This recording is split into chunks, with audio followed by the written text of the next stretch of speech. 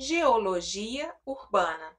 Aula 2. Conceitos de risco. Sou a professora Maria Giovana Parisi, IGC, UFMG.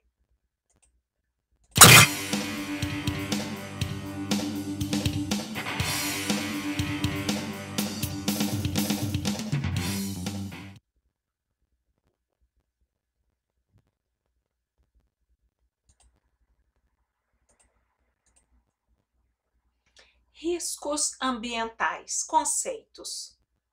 Os riscos ambientais, conforme Serre e Amaral, 1998, eles podem ser divididos em 3 categorias. Os riscos tecnológicos, associados a desastres e riscos ligados a acidentes com obras humanas, como vazamento de produtos tóxicos, inflamáveis, radioativos, colisão de veículos, queda de aviões, rupturas de barragens. Os riscos sociais são riscos que envolvem as ações humanas ligadas a conflitos, como guerras, atentados, terrorismo, assaltos e tudo que conduz à miséria. Um tipo de risco social, como guerra, pode levar a outro risco social, por exemplo, a miséria. Os riscos naturais são riscos associados a processos que ocorrem naturalmente na natureza, mas que causam danos ao homem e ao meio ambiente. Como riscos naturais, nós temos os riscos físicos e os riscos biológicos. Tanto os riscos naturais, quanto os riscos sociais, quanto os riscos tecnológicos, causam riscos ambientais, podem ser considerados tipos de riscos ambientais. E um risco natural pode induzir a um risco social. Um risco tecnológico pode induzir a um risco social. Assim como um risco social também pode induzir a um risco social. Então, os riscos, eles se interligam. Um pode ser a consequência do outro. Então, a partir de um tipo de risco, como o risco natural, nós podemos ter outros riscos. O risco tecnológico também pode causar risco biológico, pois a partir de um problema radioativo, por exemplo, pode haver doenças. E aí temos o risco biológico. Então, está tudo interligado. E por isso essas setas que vocês estão vendo. Os riscos naturais, eles se subdividem em físicos e biológicos. E os físicos e os biológicos também se subdividem. Os riscos físicos se subdividem em riscos atmosféricos ligados a fenômenos meteorológicos ou fenômenos atmosféricos, como, por exemplo, furacões, secas, tempestades, granizo, raios, etc. Os riscos hidrológicos, como o próprio nome diz, são riscos associados a processos ligados à água, como enchentes, inundações, enxurradas e alagamentos. Como vocês podem observar, os riscos hidrológicos são muito próximos dos riscos atmosféricos e muitas vezes consequências destes.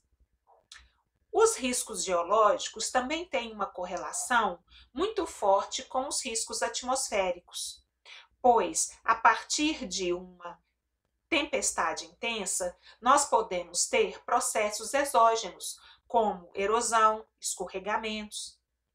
Então, os riscos geológicos, eles se subdividem em riscos endógenos e riscos exógenos.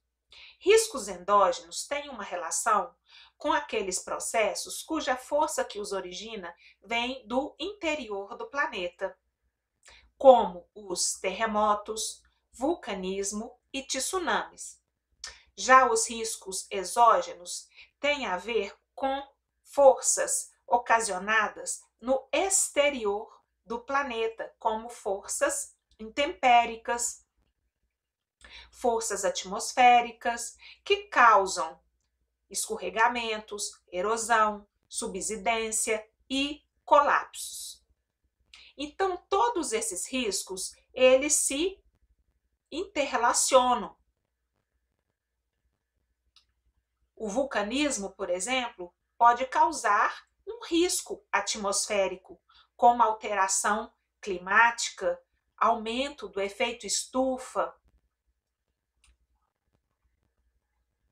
Também os riscos biológicos se subdividem em riscos associados à fauna e riscos associados à flora, como, por exemplo, pragas, ervas, fungos, doenças. E os riscos associados à fauna estão ligados a vírus, pragas também, picadas, e aí vocês podem ver como eles se interrelacionam também. Vivemos hoje um risco biológico associado à fauna por conta do coronavírus.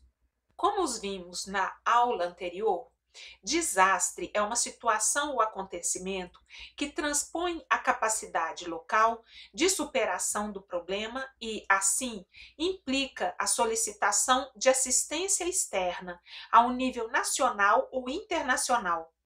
Para Marcelino, 2018, desastres naturais são aqueles disparados pela intervenção direta de um fenômeno natural de grande intensidade, como, por exemplo, as fortes chuvas, causando inundação e escorregamentos, fortes ventos que causam vendaval, tornado e furacões.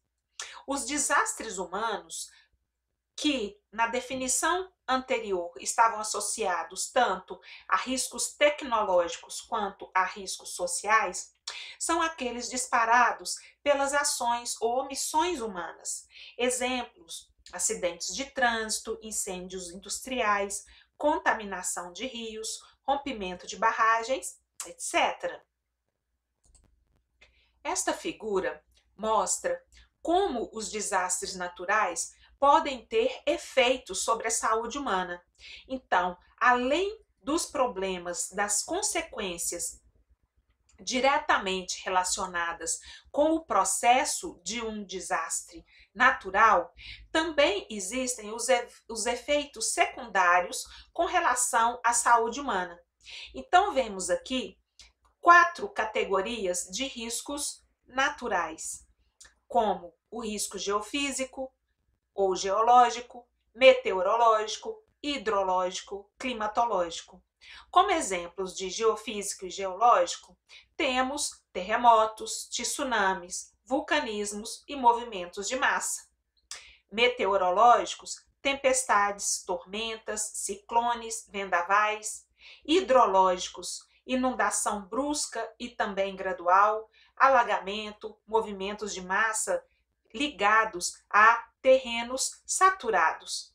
E os climatológicos, temperaturas extremas, ondas de frio e calor, seca, estiagem, incêndios florestais, geada, granizo. Para cada um dessas categorias, eu coloquei aqui um símbolo para o geológico, para o meteorológico, para o hidrológico e para o climatológico. Então, esses efeitos na saúde humana estão aqui atrelados a os tipos de riscos colocados na primeira coluna. Então, aqui vocês podem ver que todos os 4 causam óbitos, lesões e traumatismos. Com exceção do risco meteorológico, também temos efeitos na saúde humana de intoxicação e envenenamento. Todos eles causam transtornos psicossociais e comportamentais. Todos eles podem causar hipertensão, podem causar afogamento, choques elétricos. Os riscos hidrológicos e os riscos hidrológicos e os tsunamis podem causar leptospirose. Os tsunamis e os riscos hidrológicos e climatológicos, doenças transmitidas por vetores, reservatórios e hospedeiros. Assim como também tsunamis, os riscos hidrológicos e meteorológicos podem causar desnutrição, diarreia, infecções intestinais, infecções cutâneas, hepatite A. E os riscos climatológicos ainda podem causar infecções respiratórias agudas, crônicas, alergia e raquitismo. Então, é isso que eu quero enfatizar bastante nessa aula, que um risco, ele não tem apenas uma única consequência direta, óbitos em função do impacto de um desmoronamento ligado, por exemplo, a um terremoto. Posteriormente, as pessoas vão para os abrigos, ficam ali aglomeradas, em condições de precário saneamento e higiene, e isso pode causar os riscos na saúde humana, que são riscos biológicos.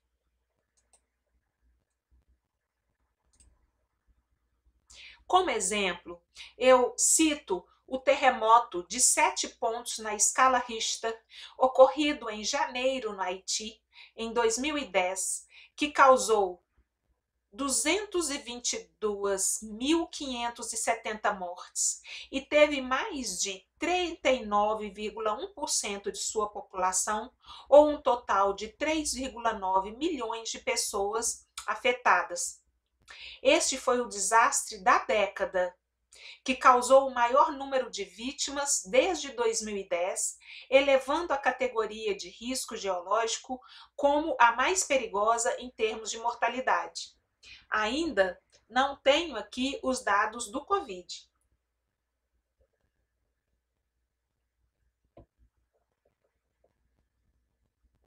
Escala Richter representa a energia sísmica liberada durante o terremoto e se baseia em registros sismográficos.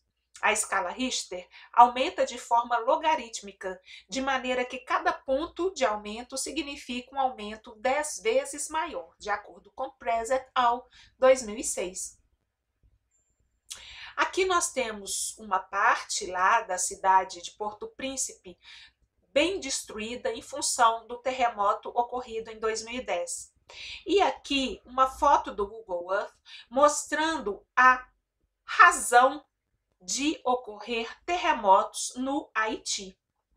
A região, ela se encontra entre falhas tectônicas, por exemplo, falhas horizontais, falhas transformantes e zonas de subducção, de convergência de placas. Ou seja, o Haiti está no olho do furacão, falando dessa forma, mas eu vou dizer também que o Haiti está no olho das placas.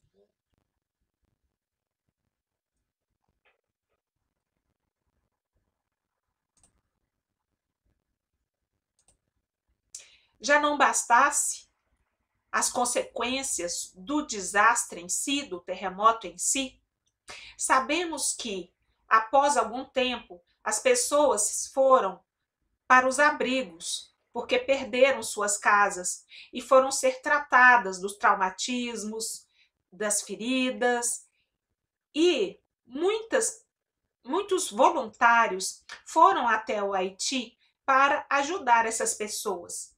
Infelizmente, após um certo tempo, começou a ter um surto de cólera no Haiti.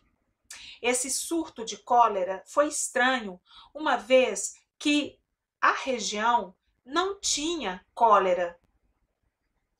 E aí descobriu-se que a cólera ela veio com uma equipe de voluntários que foram lá para ajudar, e uma pessoa ou mais de uma pessoa tinha a doença e acabou espalhando a doença, pois as condições sanitárias eram péssimas e por meio de fezes a doença é transmitida. E aí a gente vê as condições de higiene e sanitárias dos abrigos. Assim, os desastres naturais e tecnológicos podem ter sérias consequências na saúde humana, como a gente tem visto, e agravar os danos relacionados aos desastres biológicos. Além de danificar e destruir a infraestrutura física, desastres naturais podem levar a surtos de doenças infecciosas e, consequentemente, a desastres biológicos chamados de secundários. Dessa forma, os desastres de origem natural podem ocasionar óbitos, ferimentos, traumas, transtornos mentais, maior risco de doenças respiratórias, de acidentes com animais peçonhentos e de diversas doenças infecciosas, tais como leptospirose, hepatite A, diarreias, dengue, tétano, febre tifoide e cólera.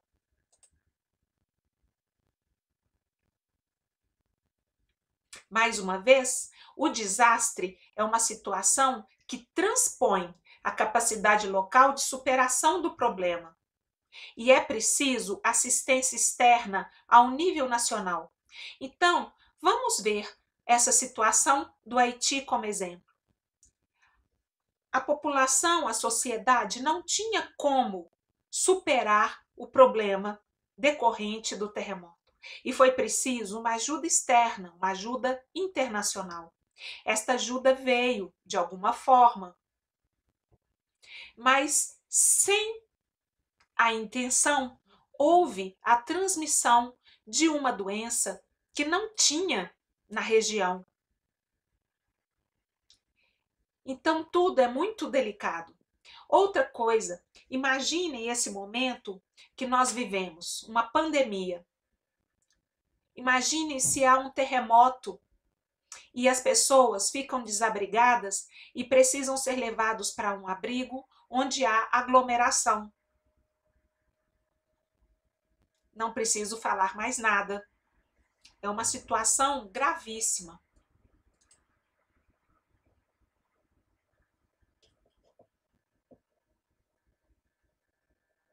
Desastres e riscos são considerados a convergência dos perigos com a vulnerabilidade.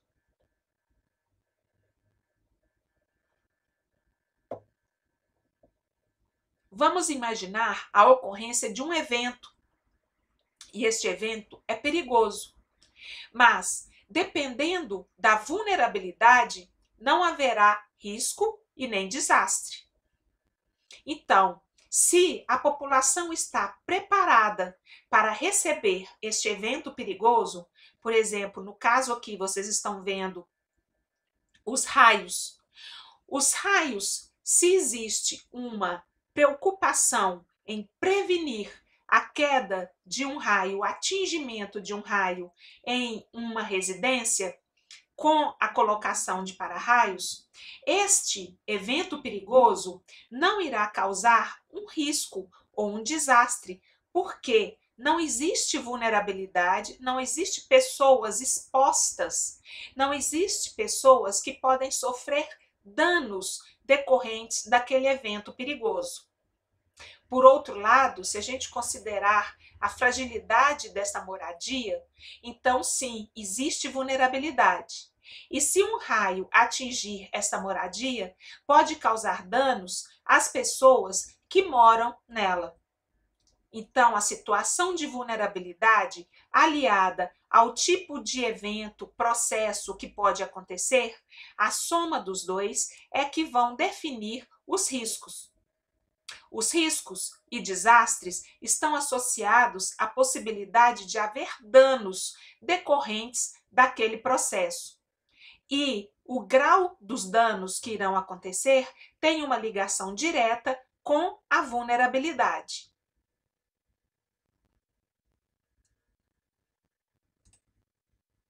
Assim, podemos definir o conceito de risco. É uma situação de perigo, perda ou dano ao homem e às suas propriedades, em razão da possibilidade de ocorrência de processo destrutivo, natural ou induzido. O risco pode ser entendido como esta equação, O risco é igual à probabilidade de ocorrência de um processo destrutivo, ou seja, de um evento, que pode ser natural, tecnológico, vezes os danos humanos, sociais e econômicos potenciais que podem ocorrer em função das consequências deste evento. Então, risco é igual E vezes B. Para ser risco, tem que haver dano. A possibilidade de dano com um evento que pode ser natural, tecnológico, biológico. Mais uma vez, risco é a probabilidade de ocorrer um efeito adverso de um evento ou processo sobre um elemento. É a relação entre perigo e vulnerabilidade, pressupondo sempre a perda. Então, para termos um risco, é preciso ocorrer um evento, por exemplo, uma tempestade, um furacão, a explosão de um vulcão, e é preciso que este evento cause danos à população, à sociedade, destrua casas e cause danos sociais e econômicos. Entenderam? Ou precisamos repetir?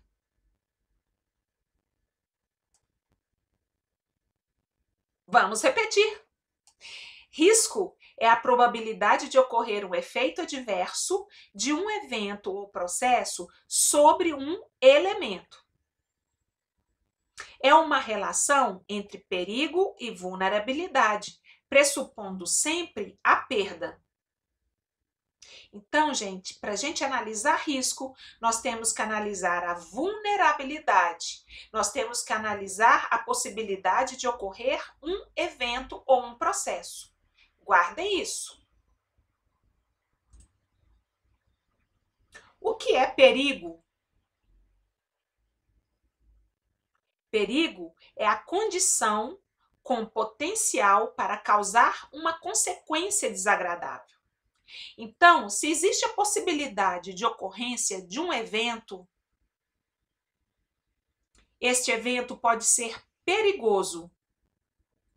Se vocês vão à praia e chegam na praia e encontram uma placa dizendo perigo, tubarões no mar. Se você for nadar tendo consciência desse perigo, você está em uma condição potencial de sofrer uma consequência desagradável. Ainda não sofreu os danos, mas existe o perigo disso acontecer. Se você vai à praia e vê que o salva-vidas colocou uma bandeira vermelha, ele está sinalizando o perigo. Então, existe ali uma condição perigosa, uma condição que você prevê que pode ocasionar danos. Este é o perigo, também traduzido em vários artigos no inglês como hazard.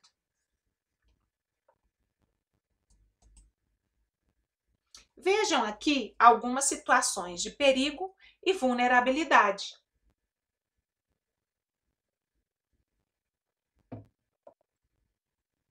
Vocês acreditam que aqui é um urso, tá bom? E está havendo o derretimento das geleiras. E o urso está numa situação de perigo porque ele pode ficar ilhado e depois ele pode afogar, porque a geleira está derretendo. Aqui nós temos o navio que está vendo um iceberg que é muito maior do que ele aparenta ser. Então, existe uma situação de perigo com relação ao navio. E quem está vulnerável? Quem está vulnerável é o urso, e quem está vulnerável aqui é o navio e a população desse navio. E qual é o perigo? O perigo é o iceberg bater no navio. O perigo aqui é o derretimento da geleira e a possibilidade desse urso ficar ilhado até que toda a geleira se derreta e ele caia na água. Este é o perigo. Então, quem sofrerá os danos? O urso. Quem sofrerá os danos? O pessoal é a população do navio. Então, quem está vulnerável? É o urso e a população do navio. Qual é a situação de perigo e vulnerabilidade? Eu deixo essa para vocês. É muito difícil. Pergunto: existe risco?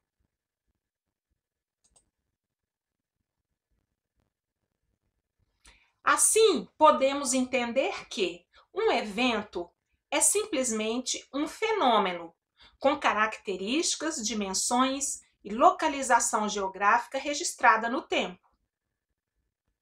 Se eu falo para vocês, está ocorrendo uma tempestade. Tempestade é um evento, simplesmente um evento. Não significa que há risco. Quando há a possibilidade desta tempestade causar um efeito adverso, então sim, há perigo.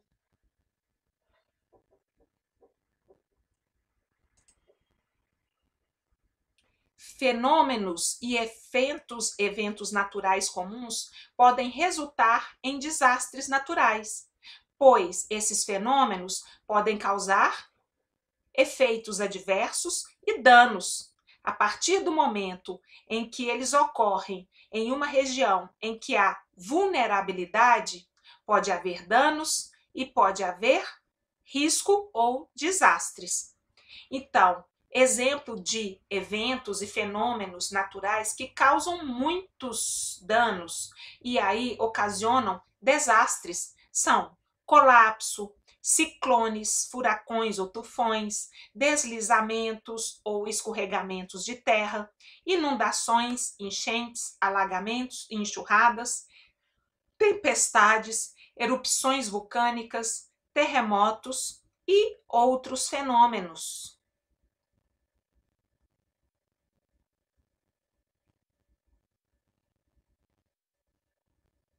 Deixo vocês aí um pouquinho com este evento.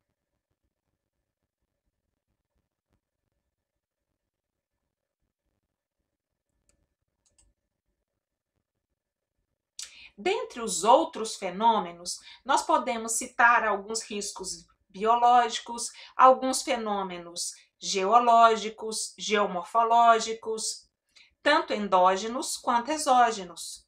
Por exemplo, as endemias, epidemias e pandemias. Coloquei aqui uma definição para vocês entre esses três termos, sendo que endemias são doença infecciosa que ocorre habitualmente e com incidência significativa em dada população e ou região. Epidemias, doenças infecciosas de caráter transitório, que ataca simultaneamente grande número de indivíduos em uma localidade. E aí as pandemias, que são enfermidades epidêmicas amplamente disseminadas. Nem preciso citar o corona como exemplo, não é? Outros fenômenos estão a erosão, né, erosões, fenômenos erosivos extremos, os alagamentos, inundações, erupções vulcânicas, os incêndios florestais, quedas de meteoros, sismos, tsunamis, rajadas violentas de vento.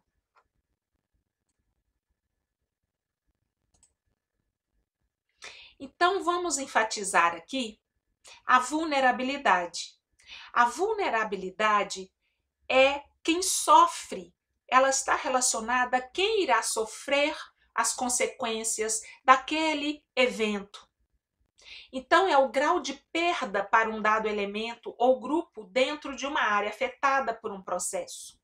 Então, vulnerabilidade é quem está vulnerável. Nós nunca iremos falar aquele talude está vulnerável, pois pode cair. Não. O talude cair ou escorregar é o evento. Vulnerável é a casa que está próxima, junto com os moradores que estão dentro dela. Tá bem? Então, vamos usar os conceitos de forma correta, de forma técnica. Então, a vulnerabilidade, aqui é um exemplo, quem é que está vulnerável? É o nosso planeta, a nossa casa. É o grau de perda para um dado elemento, ou grupo, ou pessoa, dentro de uma área afetada por um processo. Olha que bonitinho, me imagine aqui. Odeio quem me tira a solidão, sem verdadeiramente me oferecer companhia. Estou oferecendo companhia para vocês, com esta aula. Vocês não estão só. Qual comunidade está mais vulnerável caso ocorra uma inundação, ou seja, um efeito perigoso? 1 minuto para resposta e reflexão.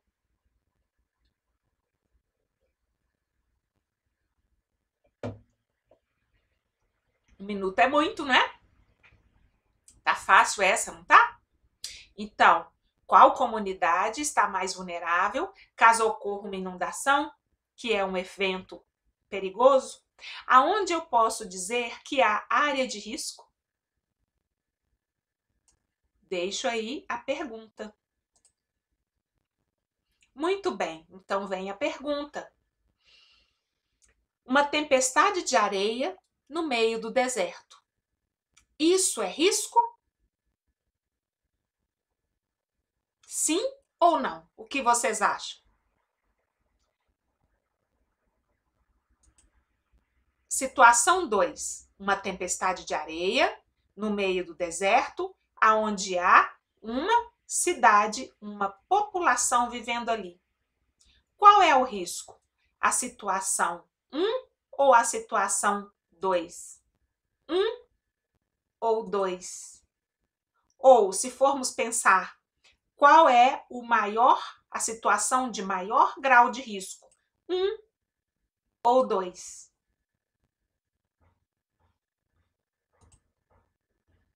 Quem respondeu 2, acertou. Neste caso, temos o fenômeno e a vulnerabilidade. A soma do evento mais a vulnerabilidade ou a possibilidade de ocorrer danos às pessoas, a gente entende como risco. O que temos aí? Quem está vulnerável? Qual é o perigo? Existe risco?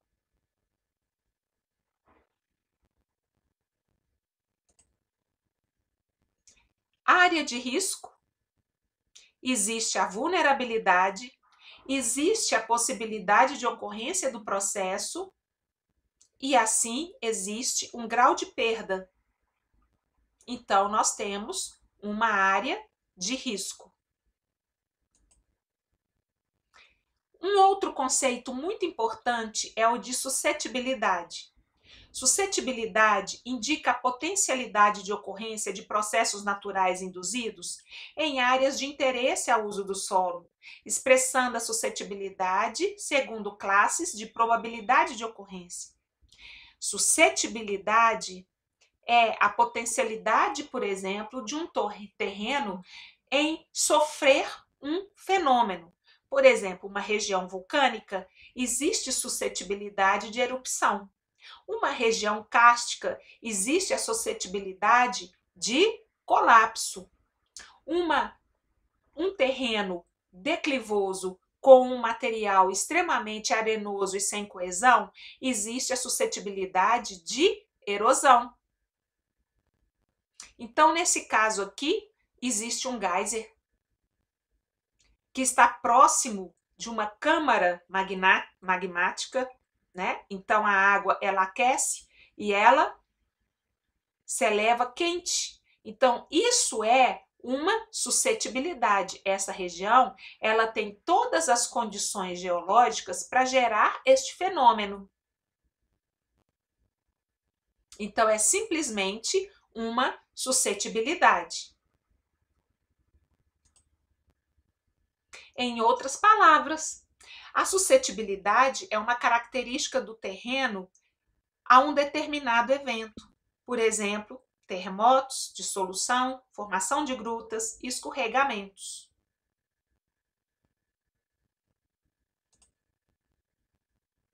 Isto é suscetibilidade.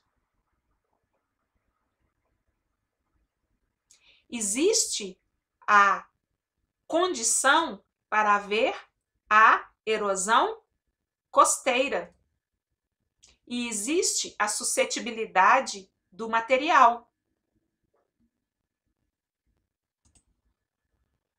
E assim, temos a definição de área de risco. Mais uma vez, a área de risco é uma área passível de ser atingida por processos naturais e ou induzidos que causem efeito adverso. As pessoas que habitam essas áreas estão sujeitas a danos à integridade física, perdas materiais e patrimoniais.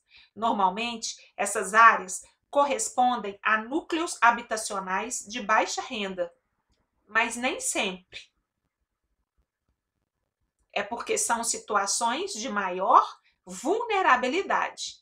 Tudo, claro, vai depender do processo e vai depender da suscetibilidade.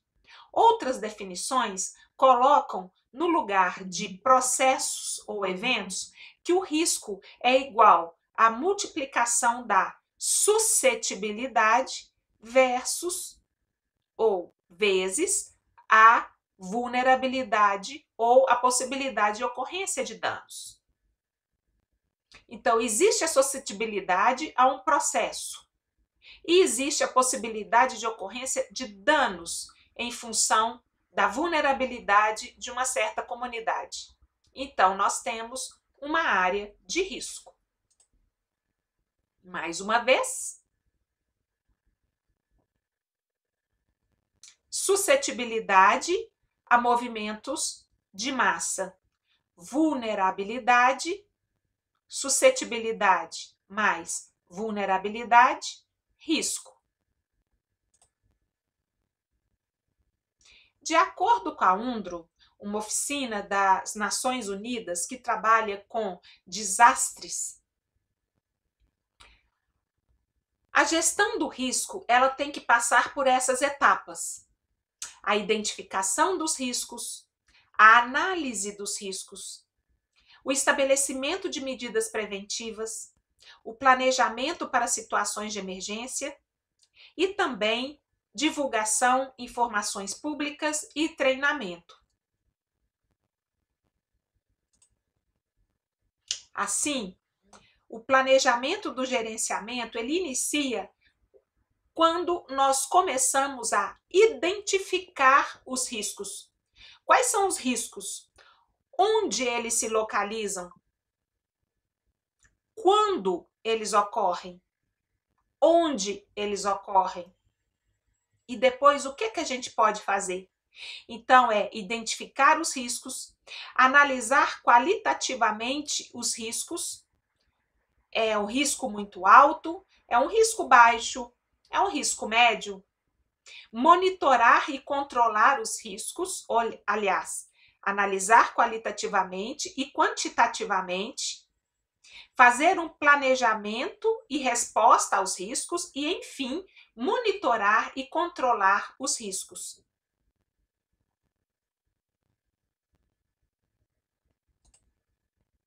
Assim, temos que pensar em estratégias e discutir e, principalmente, mapear, localizar, entender as causas, entender as consequências e pensar nas soluções. As soluções para a gestão de riscos, elas envolvem reduzir, minimizar os problemas. Como? Agindo sobre o processo, se for possível, ou agindo sobre consequências ou danos. Como que a gente pode minimizar os problemas agindo sobre o processo, quando é possível controlar o processo? Pergunto, nós podemos controlar o vulcanismo? Creio que não. Então, nós não podemos agir sobre o processo nesse caso. Mas nós podemos controlar a erosão? Creio que sim. Então, nós podemos agir sobre o processo neste caso. Então, nós temos que pensar: eu posso controlar o processo? Nós podemos controlar o processo? Como? Fazendo uma obra, evitando ações que possam estimular o desencadeamento desse processo, como desmatamento, cortes. É possível agir sobre o processo? Se sim, ótimo. E quando não é possível agir sobre o processo, nós temos que agir sobre a consequência, minimizando, reduzindo os danos ou a vulnerabilidade. Neste caso, se tem um processo, por exemplo, o vulcanismo, para continuar, né, que eu não consigo controlar, é possível retirar as pessoas da área de perigo em que elas estão vulneráveis a serem atingidas pelo material da explosão vulcânica? Para evitar a formação de áreas de risco, temos que controlar o uso do solo, temos que controlar a ocupação, temos que ter planos de emergência. E para conviver, aí sim, precisamos monitorar e fazer os planos de contingência. Por exemplo, abrigos, transferir a população para abrigos, saber como agir no momento de desencadeamento de um evento, como se proteger, treinar as pessoas, divulgar, conscientizar dos perigos, tá certo? Avisar e monitorar. Para a gente identificar o risco, nós precisamos de ter um treinamento, muita observação e prática que juntos nos vão dar a experiência necessária para identificar os riscos, que é o primeiro procedimento do planejamento e gestão de risco.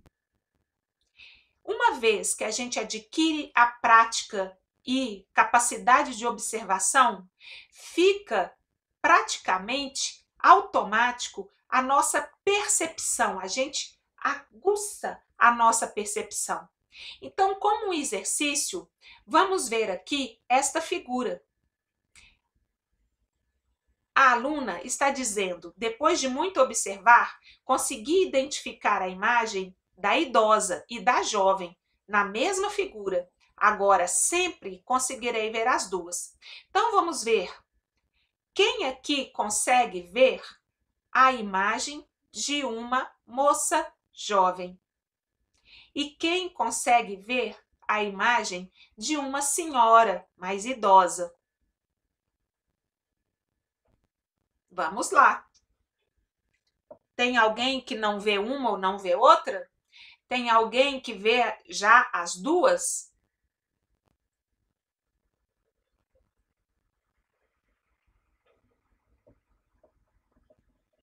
Vamos ver? A jovem primeiro. Aqui está o queixo da jovem, o seu perfil, os cílios, ela está de perfil. A orelha, o narizinho, o cabelo com um penachinho assim, tá? E parece assim um véu. Essa é a jovem. Então, mais uma vez, aqui o rosto dela, a face, o queixo, né? A bochechinha, os cílios, o nariz, a orelha e o cabelinho. Parece que ela tá assim de um coque, né? Colocou um chapéu com com uma peninha. A senhora mais idosa, aqui tá o olho dela, o nariz, é isso tudo aqui, né? O nariz bem assim, grandinho. Aqui o cílio também, uma parte dos olhos que não está aparecendo, porque também tá de perfil, a boca e o queixo passando aqui. O campo do filme aqui cortou um pouco. Aqui seria o pescoço da jovem com um colarzinho. Então, o pescoço da jovem, o rosto, o queixo, né, a face, o cílio, o nariz, a orelha e o cabelo. E a senhora idosa, a boca, o queixo, o nariz, os olhos e o cabelo. Quem tinha dificuldade para ver uma ou outra, agora já treinou sua capacidade de observação. E é assim com os processos. A gente tem que conhecer, saber identificar para poder prevenir, certo?